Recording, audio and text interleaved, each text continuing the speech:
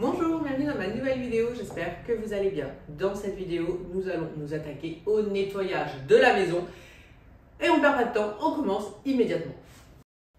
Je vais commencer par le début. J'avais des plateaux qui traînent, qui sont sales. Donc, je les récupère tous et je les nettoie tous un par un. Donc, c'est des plateaux que je mets au-dessus du frigo. Et pour les nettoyer, je prends juste mon produit maison, moitié vinaigre ménager, moitié alcool ménager. J'en profite également pour récupérer ceux que je n'ai pas utilisés dernièrement. Et je mets un petit coup dessus. Comme ça, je sais que tout est clean, tout est propre.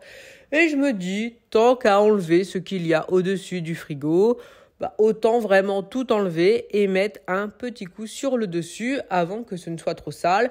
Mais comme je le fais quand même, on va dire régulièrement, ça n'a pas le temps de se salir, par exemple comme le dessus des meubles de cuisine. Donc j'enlève tout ce qui était au-dessus et qui n'a rien à y faire, comme une petite boîte qui doit aller dans le frigo.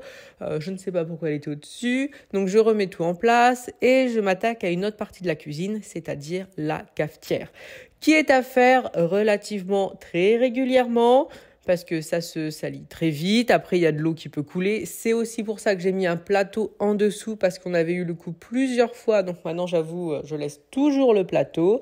Et après, je nettoie correctement au niveau de l'extérieur de la cafetière parce que sur le devant, il y a toujours des éclaboussures de café. Et j'en profite pour faire la continuité du meuble, mettre un petit coup partout pour que ce soit vraiment nickel.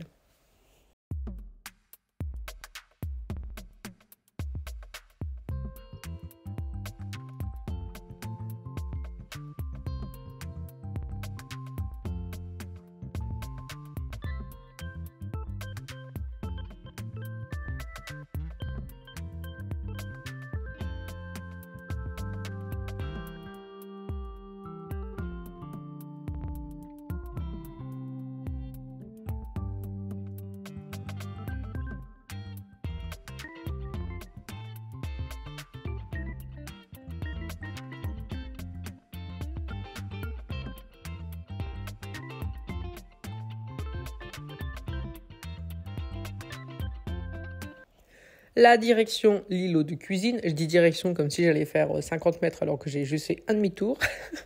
Au niveau de l'îlot de cuisine, donc j'ai ces petites étagères. Donc je les nettoie. La première, c'est pour tout ce qui est boîte à thé. La deuxième, c'est tout ce qui est livre de recettes que je veux toujours garder, on va dire, vraiment à côté de moi avec le support pour les livres.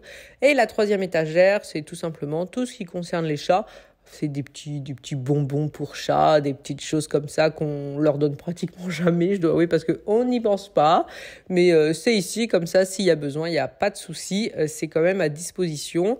Et après, je mets un petit coup sur les lots de cuisine pour enlever toutes les miettes et pouvoir continuer tranquillement le ménage. Et je vais continuer avec la partie où il y a la plaque à induction, où il y a tout. Et je nettoie toujours avec mon produit. C'est largement suffisant. Franchement, ça nettoie vraiment très très bien.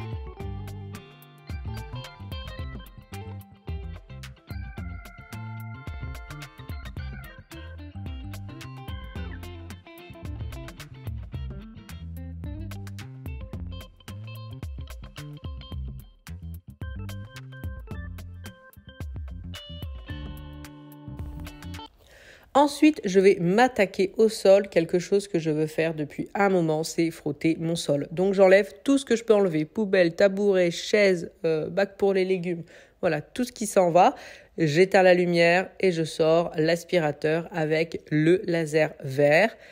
Et il y a énormément de choses sur le sol, mais attention, on n'oublie pas que là, quand j'ai fait le ménage, j'ai enlevé toutes les miettes sur la table, j'ai balancé par terre. Normalement, il n'y en a pas autant, mais il devait y en avoir pas mal quand même, parce qu'en plus, j'ai remarqué que je laissais l'aspirateur robot faire et il n'allait pas dans la cuisine. Donc vraiment incompétent comme pas possible. Donc il va falloir que je le refasse cartographier toute la maison, parce que là, ça ne va pas. Donc voilà. de voir tout ça, moi, ce laser, vous savez à quel point ça me motive. Donc, c'est le Dyson V15, mais j'avais aussi testé un aspirateur qui maintenant fait laser et qui était vraiment pas cher parce que moi, perso, c'est vrai, enfin, je trouve ça génial. Parce qu'on passe l'aspirateur normalement et on se rend pas compte de toutes les saletés qu'il y a au niveau du sol. Alors, moi, il y avait bien sûr des saletés, des miettes, des poils de chat, mais j'ai aussi des choses qui sont collées. Ça fait un peu comme de l'enduit. Et je prends jamais le temps de frotter, parce que des fois je frotte, mais il faut vraiment être dans le noir avec la lumière verte. Donc là, je me suis dit que j'allais frotter tout le sol. Donc, je nettoie les plinthes avec une brosse à vaisselle. C'est vraiment le style de brosse que je préfère, tout simplement parce que c'est ni trop dur, ni trop mou. Et après, je sors un petit balai brosse, n'importe lequel, tant que le poil est assez dur, parce qu'il faut que ça décolle ce qui est collé. Alors moi, j'ai pris j'ai mis de l'eau très très chaude. J'ai mis une bouilloire. J'ai mis alcool ménager, vinaigre ménager, un peu style comme mon produit maison et quelques gouttes de liquide vaisselle. Alors, je sais qu'il y a beaucoup de personnes qui aiment quand ça mousse énormément parce que ça se voit, tout ça, et ça donne cette impression de méga nettoyage. Moi, c'est pas quelque chose que j'aime spécialement dans le sens où après, c'est énormément de rinçage. Après, ça colle et tout. Enfin, faut vraiment passer énormément de temps à rincer. Donc, je suis plus pour dire de pas mettre trop de produits. Ok, quand on voit que ça mousse, on voit exactement où on est passé. Donc, c'est vrai que c'est pas mal. Mais je trouve qu'il y a beaucoup trop de rinçage derrière. Moi, perso, je préfère éviter. Mais je vois quand même là où je suis passée parce que forcément, quand je mets de l'eau, le sol brille un petit peu plus. Donc voilà, je fais attention de passer partout et de prendre le temps de frotter. Donc, ça donne chaud quand même parce que j'appuie quand même sur le petit balai brosse pour être sûr que ça décolle tout ce qu'il y a. Ça m'a pris un petit peu de temps, mais pas trop. Donc, je trouve que c'était quand même relativement raisonnable. Mais voilà, comme j'ai tout enlevé, je peux vraiment passer partout à côté du frigo. Alors, je ne déplace pas le frigo non plus. On va pas dire que c'est un méga nettoyage en profondeur. Là, j'ai un peu de temps, donc je voulais vraiment en profiter pour le faire. Et pour vraiment terminer, je sors mon balai vapeur et je vais le passer partout dans la cuisine. Balai vapeur que je n'ai pas passé depuis je ne sais combien de temps, car je l'avais mis au niveau du sous-sol et du coup, à chaque fois, je me dis, je passe juste la serpillière par flemme d'aller le chercher. Maintenant qu'il est remonté au rez-de-chaussée, c'est quand même beaucoup plus pratique d'avoir tout à disposition et que ce ne soit pas semé un petit peu partout dans la maison.